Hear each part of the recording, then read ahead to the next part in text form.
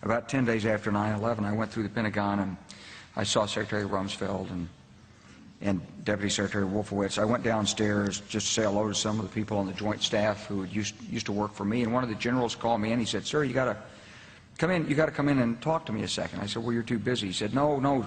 He says, "We've made the decision. We're going to war with Iraq." This was on or about the 20th of September.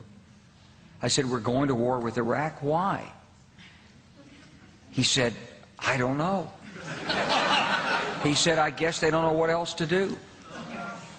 So I said, "Well, did they find some information connecting Saddam to Al-Qaeda?" He said, No. He says, "There's nothing new that way. They've just made the decision to go to war with Iraq."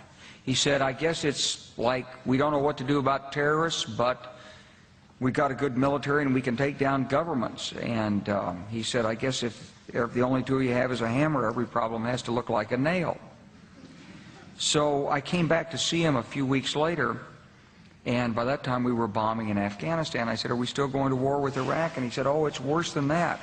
He said, he reached over on his desk, he picked up a piece of paper, and he said, I just got this down from upstairs," meaning the Secretary of Defense's office, today, and he said, "This is a memo that describes how we're going to take out 7 countries in 5 years, starting with Iraq and then Syria, Lebanon, Libya, Somalia, Sudan, and finishing off Iran."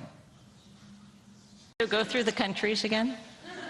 Well, starting with Iraq, then Syria and Lebanon, then Libya, then Somalia and Sudan, and then back to Iran. Truth is about the Middle East is, had there been no oil there, it would be like Africa. Nobody is threatening to intervene in Africa, and there's no question that the presence of petroleum throughout the region has sparked great power.